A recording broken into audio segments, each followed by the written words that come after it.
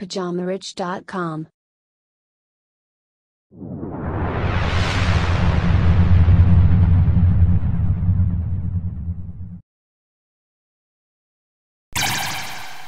Bonjour à tous et bienvenue sur ce nouvel épisode du Richcast de Pyjama Rich TV.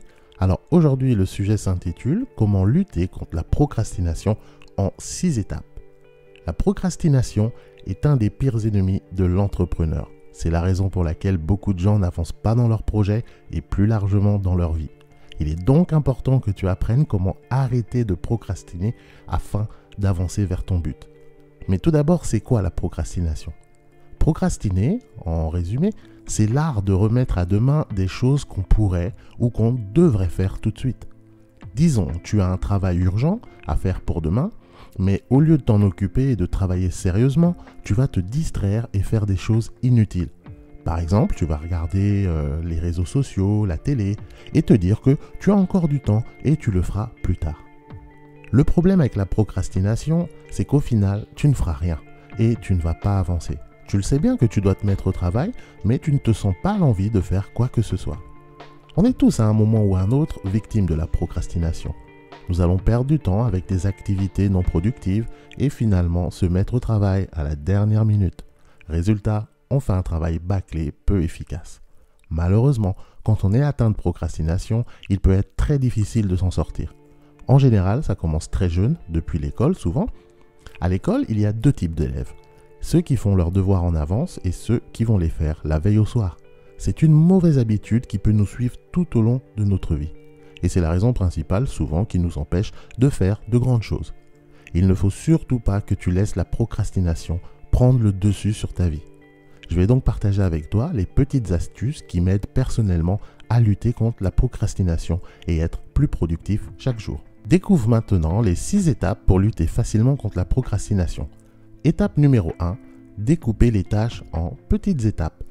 Une des raisons majeures pour laquelle on traîne à se mettre au travail et faire ce qu'on a à faire, c'est la sensation d'en avoir trop à faire. Souvent, on va gonfler la tâche qu'on doit effectuer en s'imaginant qu'elle est trop compliquée, trop longue ou trop difficile. Une bonne solution, c'est donc de diviser le travail que tu dois faire en simples petites étapes. De cette façon, il te paraîtra beaucoup moins difficile et impressionnant. Tu pourras donc passer à l'action plus rapidement et effectuer ton travail. En divisant en plusieurs étapes simples, tu vas te rendre compte qu'en vrai, c'est rien du tout et c'est super facile à faire. Du coup, tu vas t'y mettre tout de suite. La deuxième étape, c'est changer d'environnement. Nous sommes toujours influencés par notre environnement, qu'on le veuille ou non. Chaque environnement aura un impact différent sur nous. Par exemple, pour certaines personnes, la simple vue de leur bureau leur donne envie de fuir le travail. Quand tu es dans cette situation, le mieux c'est donc de travailler ailleurs que sur ton bureau. Il te faut donc trouver l'environnement de travail qui te motive et t'inspire le plus. Si tu as la possibilité, tu peux essayer également de travailler dans des lieux publics tels qu'un café, une terrasse, etc. Et quelquefois, le fait de sortir, d'être entouré peut être très inspirant. Mais dans tous les cas, il te faudra changer d'environnement régulièrement. Parce qu'un environnement, il va perdre son pouvoir de motivation au bout d'un moment. Donc pour plus d'efficacité, n'hésite pas de changer de lieu de temps en temps. La troisième étape, c'est de supprimer les tentations de procrastination. Si tu as un problème de procrastination, c'est peut-être aussi parce que tu as tout pour facilement procrastiner. Si sur ton bureau ou sur ton ordinateur, sur ton smartphone, il y a des jeux, des applications et toutes les pages des réseaux sociaux ouvertes, il peut être difficile de résister à la procrastination. Donc la première chose à faire, c'est de supprimer tous ces éléments de distraction. Supprimer tous les marque-pages qui te font perdre du temps sur ton navigateur, effacer les applications inutiles de ton smartphone, désactiver les notifications aussi bien pour les mails ou les réseaux sociaux. Ça t'évitera d'être tenté de consulter les derniers posts sur Facebook par exemple. En faisant ça et en éliminant toutes les tentations, tu verras alors que tu seras rapidement plus productif. La quatrième étape, c'est de s'entourer de personnes inspirantes. Tout comme notre environnement nous influence, les gens autour de nous également. Si tu passes une journée avec Elon Musk ou Bill Gates, je pense qu'à la fin de la journée, tu auras une patate et une motivation d'en faire. Tu seras alors inspiré à passer à l'action et faire ce que tu as à faire. Bien évidemment, tu ne pourras pas avoir ces gens-là autour de toi, mais le principe reste le même. Il te suffit juste de trouver des gens qui vont t'inspirer à avancer et réussir. Pourquoi pas quelqu'un qui a déjà réussi dans ton domaine par exemple. Ça peut être des amis, des collègues, des voisins. L'essentiel, c'est que ce soit des gens dynamiques, actifs et entreprenants et qui te poussent à travailler, à passer à l'action. Une fois que tu les as identifiés dans ton entourage, alors fréquente-les plus souvent afin de pouvoir bénéficier de leur énergie positive. La 5e étape, justement, c'est de se trouver quelqu'un qui a atteint tes objectifs. Peu importe tes objectifs, tes rêves et tes ambitions, ce que tu veux faire, quelqu'un d'autre a déjà réussi à le faire. En trouvant une personne comme ça, tu pourras alors réaliser que c'est faisable. Tu auras une preuve que ton rêve est accessible. Ça te permettra donc de gagner en confiance et à partir de là, tu pourras te mettre au travail et passer à l'action sera bien plus facile pour toi car tu seras encore plus motivé. Et enfin, la 6e et dernière étape, c'est de revoir tes objectifs. Si tu subis la procrastination depuis longtemps, alors peut-être que tu as un problème de fond. Tu devrais donc t'assurer que ce que tu veux vraiment soit toujours en accord avec ce que tu fais aujourd'hui.